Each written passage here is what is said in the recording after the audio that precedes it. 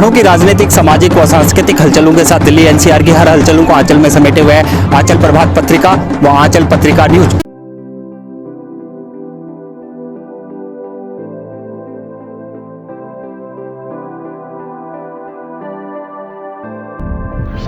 पूरा देश आज कोरोना महामारी से जूझ रहा है। कोरोना योद्धा लगातार अपना फर्ज निभा रहे हैं। मीडिया कर्मी भी पल पल की खबरों को जन जन तक पहुंचा रहे हैं।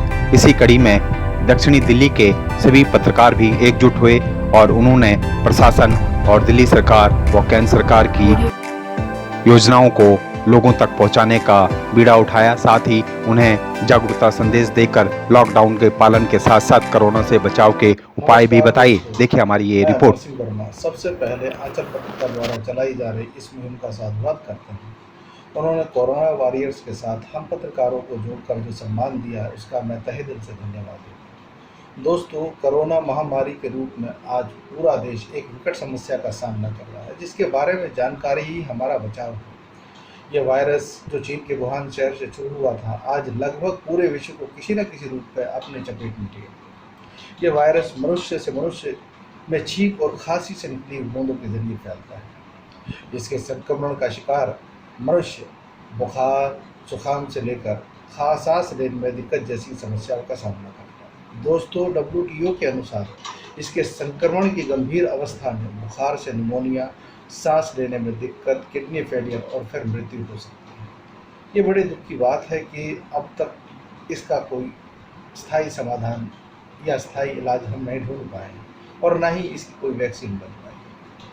अब तक हम केवल इसके प्रभाव को कम करने के लिए वैकल्पिक दवाओं का सहारा ले रहे हैं। शायद इसीलिए इसके प्रसार को रोकने के लिए हमारे देश के प्रधानमंत्री माननीय श्री नरेंद्र मोदी द्वारा लॉकडाउन का निर्णय लिया गया। लॉकडाउन यानी संपूर्ण भारत बंद। आज पूरे विश्व में लगभग 2 लाख लोग इस बीमारी के कारण अपनी जान गंवा चुके हैं।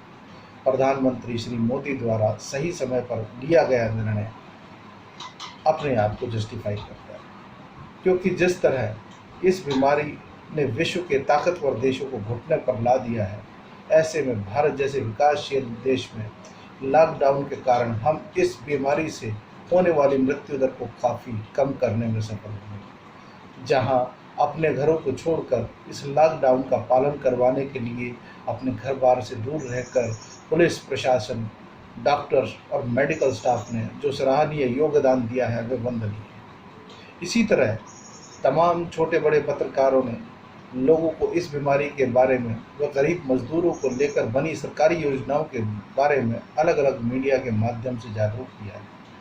इसलिए उनके इस योगदान को भी हम कमतर नहीं देख सकते। दोस्तों, अब मैं बात करता हूं हमारे स्वास्थ्य मंत्रालय द्वारा इस महामारी को लेकर दिए गए दिशा निर्देशों के बारे में। सबसे पहला नियम, कुछ भी खाने पीने से पूर्व किसी भी बाहरी व्यक्ति या वस्तु के संपर्क में आने के बाद अल्कोहल आधारित सैनिटाइज़र, साबुन, हैंड वॉश से हाथ जरूर धोएं। खांसते छींकते समय नाक, मुंह पर रुमाल या टिश्यू पेपर का प्रयोग अवश्य करें। अंडे व मांस का सेवन से बचें। जंगली जानवरों के संपर्क में आने से बचें। जिन व्यक्तियों को जुकाम या फ्लू के लक्षण दिखाई दे उनसे उचित दूरी बनाकर रखें। घर से बाहर निकलते समय N95 रेटिंग का मास्क या घर में बने 3 लेयर मास्क को अवश्य पहनें। संक्रमित व्यक्ति के आसपास रहने वाले प्रत्येक सेवादार को मास्क जरूर पहनना चाहिए। संक्रमण की आशंका होने पर तुरंत डॉक्टर से मिलकर इसकी जांच करवानी चाहिए। जब तक हम अपने आप को सेल्फ क्वारंटाइन भी कर सकते हैं। दोस्तों, लॉकडाउन जहाँ हमारे लिए ढाल का काम कर रहा है, वहाँ ये दिशा निर्देश हमारे लिए बॉडीगार्ड का काम कर रहे हैं। इसलिए इनका अवश्य ध्यान रखें। दोस्तों, हमारी केंद्रीय सरकार व राज्य सरकारों ने इस महामारी के चलते जन कल्याण की कई योजनाएं बनाई, जिसमें गरीब व प्रवासी मजदूरों को भोजन उपलब्ध करवाना, उचित आर्थिक मदद करना शामिल है। इस कार्य में कई सामाजिक संस्थाओं ने भी अपना सराहनीय योगदान दिया है। लेकिन इतना सब कुछ होने के बावजूद भी हमसे कुछ लोग गलतियां कर बैठे, जिसके कारण हमारे हाथों से सफलता का सफ़र थोड़ा लंबा जरूर हुआ, लेकिन विश्वास रखिए जीतेंगे हम। फिर भी आपसे अनुरोध है कि इस बीमारी को अंडर एस्टिमेट न करें। बालों से कई गुना छोटा यह वायरस अनदेखे दुश्मन जैसा ही, जो न हिंदू देखता है, न मुसलमान, न अमीर देखता है, न गरीब। जो भी कोई इसके सामने आएगा उसे अपना शिकार बनाने में देरी नहीं लगेगा। दोस्तों,